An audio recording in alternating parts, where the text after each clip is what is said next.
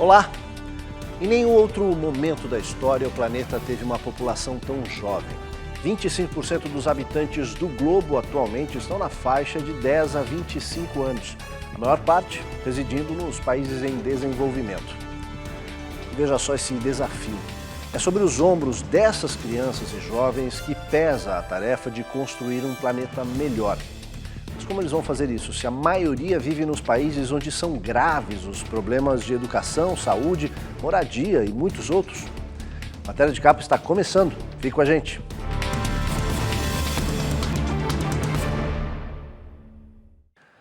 Os números são do Fundo das Nações Unidas para a População e revelam que existem hoje no mundo 1 bilhão e 800 milhões de pessoas na faixa mais jovem do planeta. Quem são essas pessoas e onde elas vivem?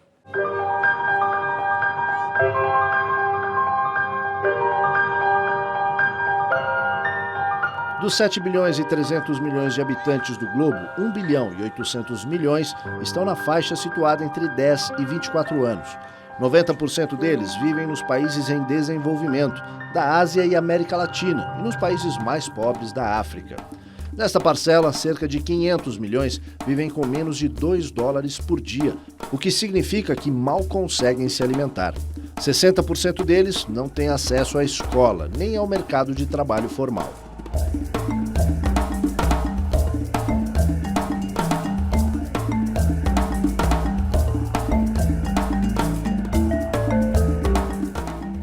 Sem o apoio necessário em termos de educação, saúde e moradias, para ficar apenas nesses exemplos, caberá a essas crianças e jovens trabalhar pela construção de um planeta melhor que o atual, ou seja, onde as desigualdades sejam menores e as oportunidades muito mais amplas.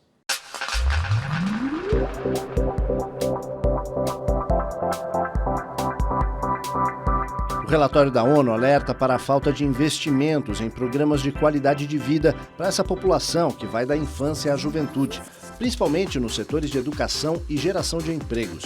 A educação de qualidade está diretamente relacionada com o desenvolvimento social e econômico, como fica claro nos países da Europa, Ásia e Estados Unidos. Os técnicos da ONU lembram que se o jovem tem uma universidade à disposição, terá mais facilidade para se inserir no mercado de trabalho ou criar pequenos e médios negócios.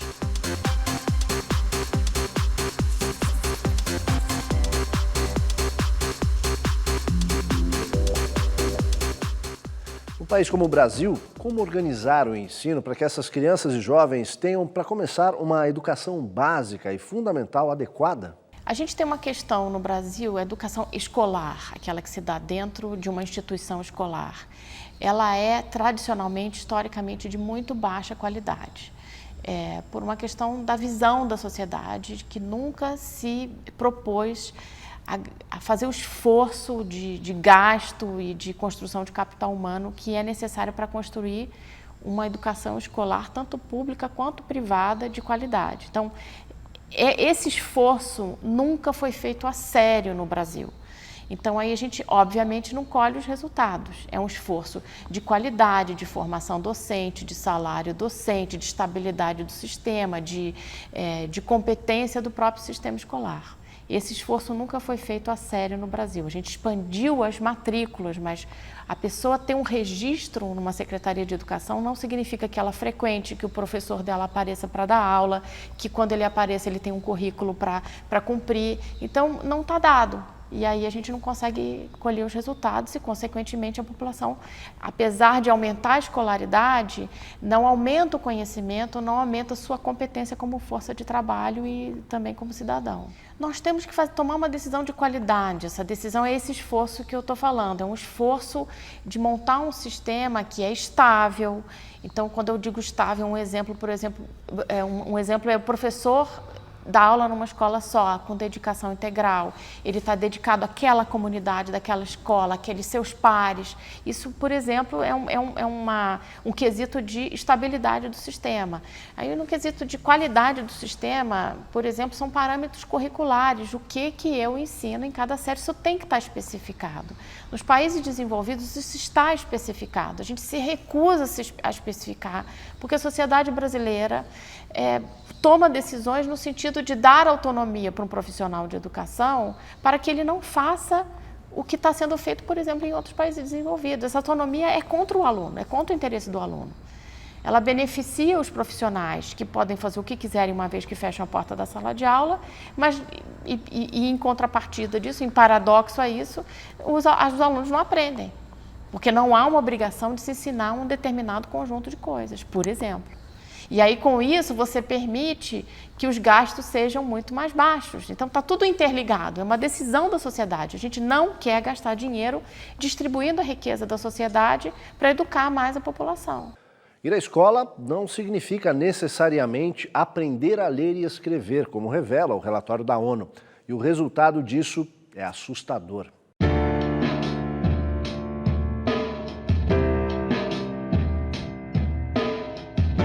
Nada menos que 175 milhões de pessoas não conseguem ler uma frase completa, quase 10% do total de crianças e jovens na faixa de 10 a 24 anos.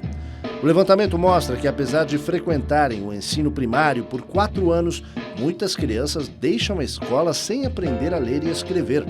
Isso se deve ao fato de que muitos desses alunos sofrem de deficiências alimentares ou de saúde que dificultam ou impedem o aprendizado. Além disso, uma parcela considerável acaba abandonando a escola para trabalhar. Muitos deles incentivados pelos próprios pais, mais interessados em ganhos imediatos. No caso das meninas, há um outro agravante. Em determinadas regiões, elas se tornam mães muito cedo. Outro motivo para abandonarem o ensino.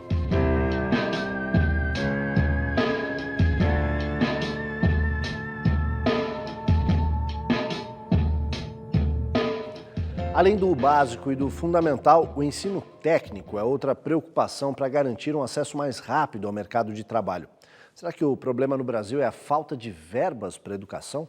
A gente tem que tomar decisões também e organizar e planejar arranjos produtivos, né? Então, por exemplo, a gente tem uma questão de médicos, né?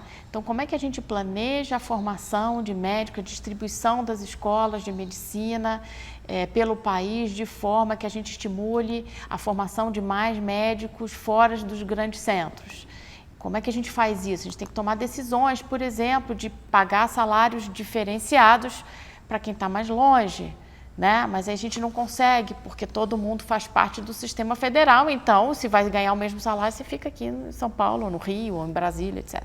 Então, são decisões de Estado, principalmente, que é o responsável pelo planejamento da educação como um todo, que precisam ser tomadas com base no interesse da população, no interesse futuro e não no interesse do corporativo. A mesma questão para o ensino técnico. Então, como que a gente vai planejar a economia, né? Como que a gente planeja? Então, lá no Nordeste, a gente vai ter um tipo de formação técnica que tem a ver com uma eventual arranjo produtivo local, e aí aquelas pessoas não têm que imigrar para outros centros e são formados ali para fazer a economia crescer naquela própria comunidade, né? Ou naquela própria região. Então, a gente vem, embora o Estado brasileiro seja muito grande, né, absorva uma quantidade de riqueza monumental da sociedade, a gente não consegue planejar o sistema educacional e muito menos fazer uma associação desse sistema educacional com o desenvolvimento econômico, nem com o social, nem com o econômico. A gente não está conseguindo fazer isso de maneira competente. Não há um dilema entre dinheiro e gestão. Há os dois problemas. Nós temos uma péssima gestão de todos os recursos públicos, isso não é só uma questão da educação, os recursos são pessimamente geridos. A gente poderia tirar muito mais do que a gente tira hoje da educação se a gente tivesse melhores padrões de qualidade, um nível maior de exigência tanto dos professores quanto dos alunos. Isso a gente não tem coragem de fazer, mas quando a gente se propuser a colocar padrões altos de qualidade, o dinheiro que é gasto hoje não vai dar. Então, são duas questões, mas eu acho que, em primeiro lugar, a gente tem que ter gestão competente e transparente. Nós temos que saber para onde vai o dinheiro da educação, assim como o dinheiro da saúde de todo o setor público, para então, ao mesmo tempo, né, ou de uma maneira sequencial, a gente poder colocar altos padrões de qualidade e gastar de acordo com esses padrões. Como melhorar o padrão de vida da população, as oportunidades de ensino e no mercado de trabalho? Tem gente que conhece essa receita.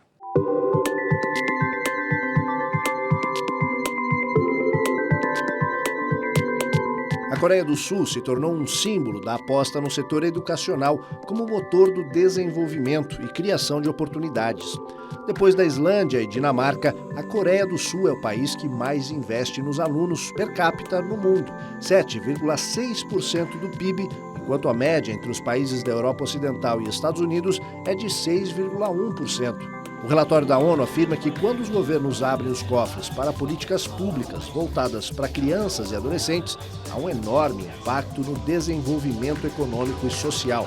Para os especialistas, a receita é simples: aumentar o acesso e a qualidade da educação, criar oportunidades nos diversos setores da economia, como as microempresas, ampliar a oferta de crédito e dinamizar outras áreas, além da agricultura, nos países ainda dependentes da produção agrícola.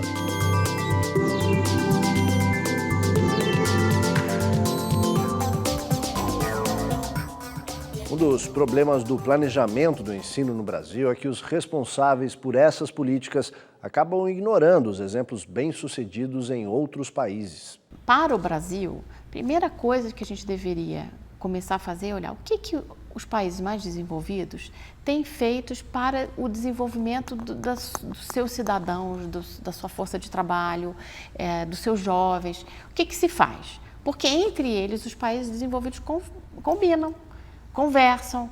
Então, como é que é o seu currículo, como é que é a sua escola, como é que é o seu sistema de previdência, como é que é o seu sistema de materno-infantil. Os países conversam entre si, copiam uns aos outros. Aqui no Brasil, a gente se recusa a ir buscar soluções fora. Principalmente agora que tem uma ideologia pseudo de esquerda que vai copiar de países que não estão conseguindo resolver esses problemas. Né? Então, a gente se recusa a ir olhar o que faz o Canadá, o que faz os Estados Unidos, o que faz a Europa, o que eles estão fazendo, a Austrália, que tem um sistema competente, o que eles fazem que a gente possa copiar. Eles, entre eles, copiam, conversam, tem grupos de trabalho entre os seus executivos da área de educação, da área da saúde, da área social. Nós não participamos desses grupos. Então, a gente fica de fora tentando inventar uma grande jabuticaba que vai dar conta de tudo um dia, né? Sonhando e falando só no discurso e não trabalha na direção de resolver problemas que já foram resolvidos por outros países. Então, acho que a primeira coisa que o Brasil tem que fazer é ir procurar onde tem solução em outro país. Por que a gente vai ter uma solução que é só nossa? Né? Que, pelo menos a gente pode adaptar, mas pelo menos tem que ir atrás das referências. E a gente eu não estou vendo uma disposição brasileira, das autoridades brasileiras, nível federal, estadual ou municipal, com raríssimas exceções, de ir buscar o que outros já fizeram para cortar caminho, queimar etapa.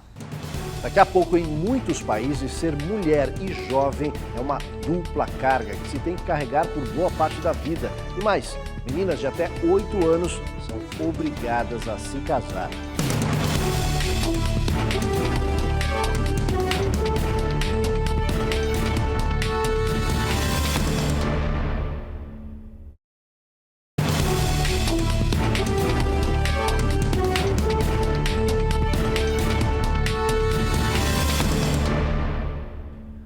O vídeo que vamos ver a seguir resume a importância do acesso à escola para transformar a vida de crianças, jovens e adultos.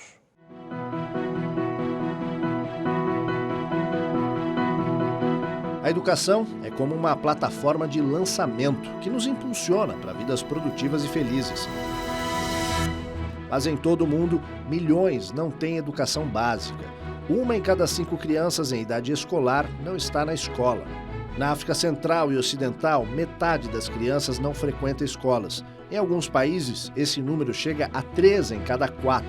Para algumas, a escola é muito cara, muito longe, ou a família é tão pobre que as crianças precisam trabalhar ao invés de estudar. Meninas são mantidas dentro de casa, só pelo fato de serem meninas. Sem educação, crianças acabam cada vez mais na pobreza. Mas quando têm acesso à educação, tudo se transforma. Meninas, meninos e adultos são lançados para fora da pobreza. Educação significa mais oportunidades de emprego, segurança, boas condições de saúde E meninas passam a ter o controle de suas vidas. Com educação, o céu é o limite. As mulheres exercem um papel fundamental na criação de melhores padrões de educação e redução das desigualdades. Os números da ONU comprovam esse fato.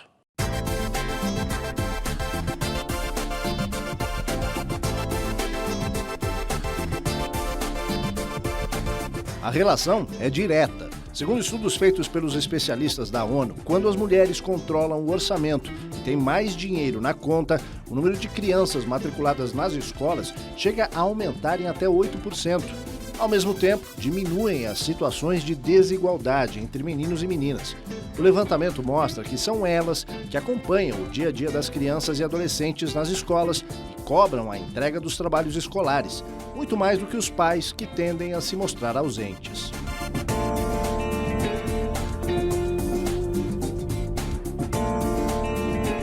No Brasil sobra mais menina no final do sistema do que menino, embora o poder do conhecimento ainda seja masculino. Portanto, quando chega no mercado de trabalho, os homens vão buscar as carreiras de engenharia, medicina, administração, direito, etc. Se bem que direito não, mas carreiras que trazem melhor remuneração, portanto, mais poder. E as meninas ficam com outras carreiras que são mais submissas. E no Oriente, as meninas simplesmente são privadas da escola, porque o próprio conhecimento em si é poderoso, e aí a solução que os homens, né, que estão no poder nesses países acham simplesmente alijar as meninas da escola. É diferente, né? Aqui os meninos saem, mas continuam no poder. E lá eles ficam no poder porque eles não deixam as meninas entrarem na escola. Entre os inúmeros obstáculos que os jovens dos países em desenvolvimento têm de superar, inclui-se a violência. Fugir da criminalidade, muitas vezes, é como disputar uma corrida de obstáculos.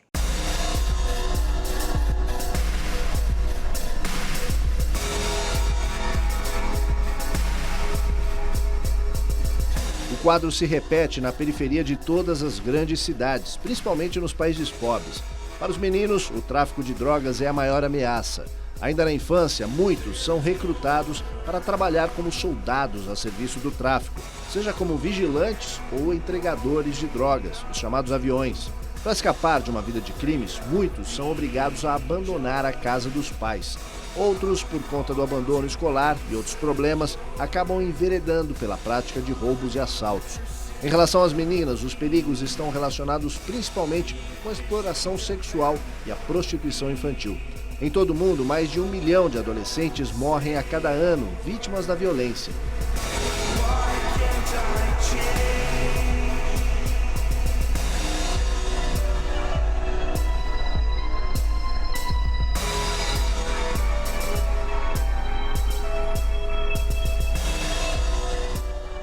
Aos 8 anos, elas tiveram a infância interrompida para se tornarem esposas.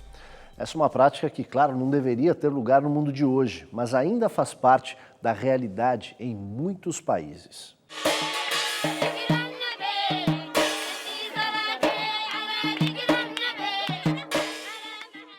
Eu estava chorando e implorando que ele parasse. Ele não conseguiu me beijar e então pôs a mão na minha boca, assim. Eu não podia respirar e estava chorando, mas ele me usou assim mesmo, e eu só chorei.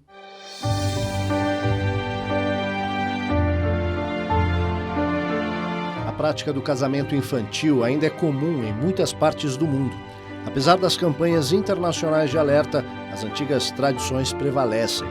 As noivas têm apenas 8 anos, os maridos 25 e 33. O casamento aconteceu no Iêmen, no Oriente Médio. Uma delas, Terrane, conta que um dia a mãe a chamou e disse: "Venha, minha filha." E ela perguntou aonde estão me levando. A mãe disse apenas: "Venha, minha filha." E eles já estavam preparando o casamento. Se os números atuais forem mantidos, 140 milhões de meninas terão se casado até 2020. O casamento infantil acaba com os direitos das meninas, forçadas a deixar a escola e expostas a sérios riscos de saúde. O número de meninas analfabetas é 3 vezes maior entre as que se casam muito cedo. O que as famílias não percebem é que, ao repetir esses costumes, acabam perpetuando as desigualdades e anulando o futuro das filhas.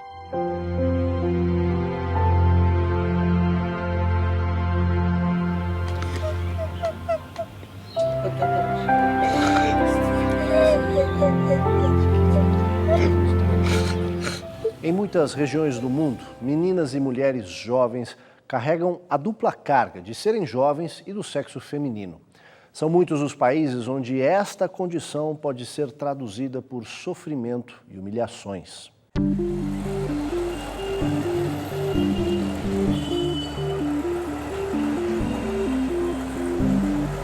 China e Índia, os dois países mais populosos do mundo, ambos com muito mais de 1 bilhão de habitantes. E é justamente lá que as mulheres enfrentam as piores condições desde a infância.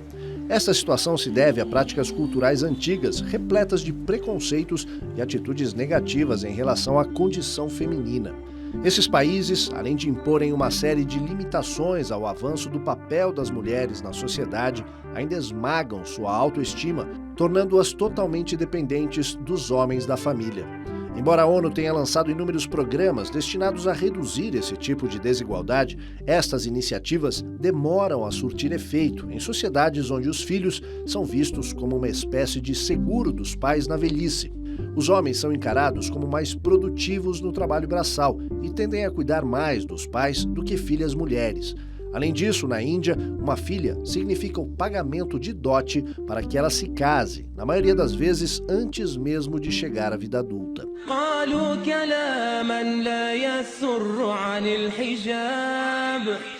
A mesma discriminação é vista em países do Oriente Médio, de tradição muçulmana. Em alguns deles, as mulheres são proibidas de sair à rua sozinhas, sem o acompanhamento de pais, maridos ou irmãos. Não podem dirigir automóvel e chegam a ser condenadas a duras penas de prisão ou até a morte se romperem certas normas milenares.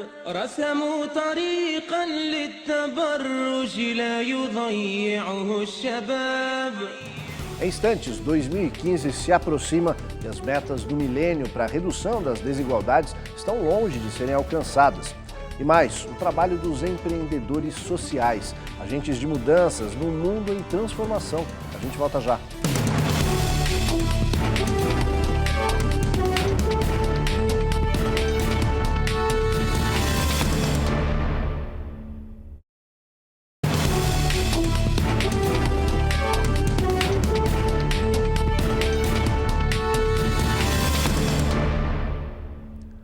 O relatório das Nações Unidas foi divulgado no momento de reflexão da comunidade internacional sobre os chamados Objetivos do Milênio, que deveriam ser alcançados até 2015.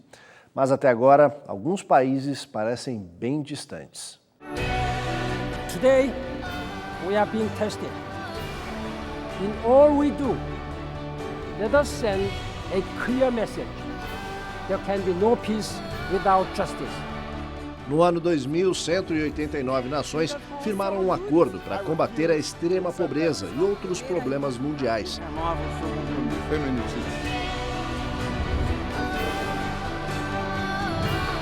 Ao todo, são 8 compromissos que deveriam ser alcançados até o próximo ano. Erradicar a fome e a pobreza, garantir ensino básico para todos, promover a igualdade entre os sexos e valorizar a mulher, reduzir a mortalidade infantil, melhorar a saúde de gestantes, combater AIDS e outras doenças, trabalhar pela sustentabilidade e a qualidade de vida e estabelecer parcerias globais para o desenvolvimento. Com a proximidade do prazo final, em 2015, iniciou-se a discussão sobre medidas que substituirão essas metas a fim de que o trabalho continue e elas sejam efetivamente alcançadas. O debate pretende propor novas prioridades, como intensificar a cooperação entre países para dar fim à miséria, promover a democracia e incentivar a ratificação e a aplicação integral da Convenção sobre os Direitos da Criança e garantir informação livre a todos.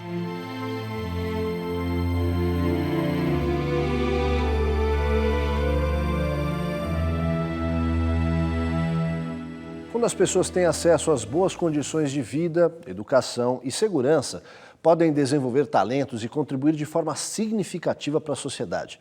Não faltam exemplos de jovens bem-sucedidos. A revista Forbes divulga a cada ano a lista dos empreendedores sociais com menos de 30 anos que mais se destacaram no mundo.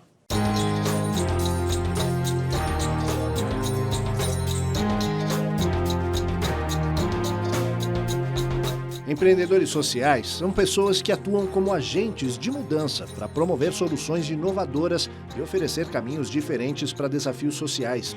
No primeiro lugar da lista de 2014, da revista Forbes, aparece Shiza Shahid, de 24 anos, cofundadora do Malala Fund, um instituto que luta para promover e garantir a educação para jovens mulheres do Paquistão, Quênia, Jordânia e Nigéria.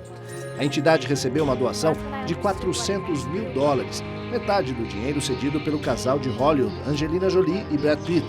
Chase Adam, de 27 anos, é fundador da Watch Chase, o primeiro site de crowdfunding, ou seja, de arrecadação de doações sem fins lucrativos, onde os doadores podem financiar diretamente assistência médica para pacientes. Desde agosto de 2012, a empresa levantou mais de $2 milhões que foram usados para o tratamento de 1.000 pessoas em 16 países.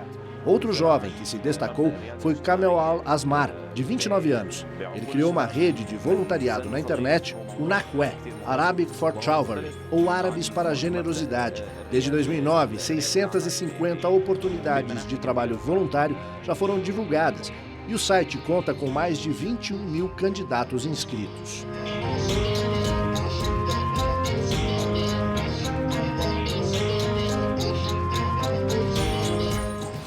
O alerta principal do relatório do Fundo da ONU para a População é de que sem investimentos adequados em educação e saúde, as desigualdades sociais vão se perpetuar. Os programas devem ter como ponto de partida o reconhecimento do direito a uma vida sem violência, de crescimento pessoal e profissional e oportunidade de trabalho digno para todos. Matéria de Capa fica por aqui. A gente volta no próximo domingo, 7h30 da noite. Uma ótima noite a todos e até lá.